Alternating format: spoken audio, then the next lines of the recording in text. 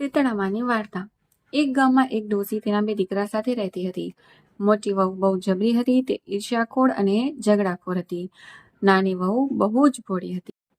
એક દિવસ શ્રાવણ માસ આવ્યો ત્યારે રાંદણછઠના દિવસે તેની નાની વહુ રાંધતા રાંધતા મોડી રાત સુધી થાકી ગઈ અને તેનો નાનો દીકરો રડવા લાગ્યો। ત્યારે તે તેને જોવા માટે આડી પડી ત્યાં તે પોતે સૂઈ ગઈ અને ચૂલો ઠારતા ભૂલી ગઈ। ત્યારે રાતે શીતળામાં આવ્યા અને તે ચૂલામાં આરોટવા લાગ્યા। ત્યારે તેમનું આખું શરીર દાઝી ગયું।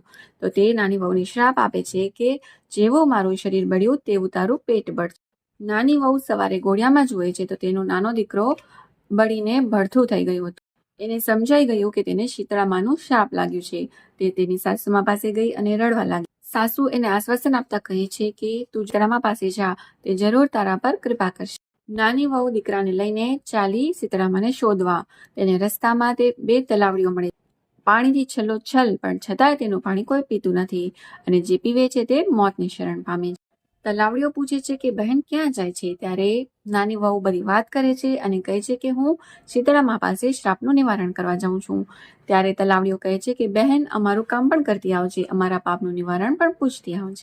નાની વહુને આગળ બે આખલા મળ્યા, તે લડતા હતા, તેના ગળામાં ઘંટીના પડ બાંધેલા હતા। ત્યારે તે નાની વહુને પૂછે છે કે બહેન તું ક્યાં જાય છે? ત્યારે તે બધી વાત કરે છે। ત્યારે આખલાઓ કહે છે કે અમારા પાપનું નિવારણ પણ તું પૂછતી આવજે। નાની વહુને આગળ એક ઝાડ નીચે ડોસીમાં વાળ કંજવાળતા મળે છે। ત્યારે તે ડોસીમાં તેને પૂછે છે કે બહેન ક્યાં જાય છે? ત્યારે નાની વહુ બધી વાત કરે છે તો ડોસીમાં કહે છે કે જરા મારું માથું જોતી જાને। તો નાની વહુ ડોસીમાના ખોળામાં પોતાનો છોકરો મૂકે છે અને તેનું માથું જોવા બેસે।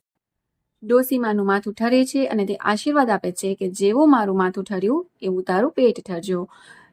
ત્યાં તો દીકરો જીવંત થાય છે।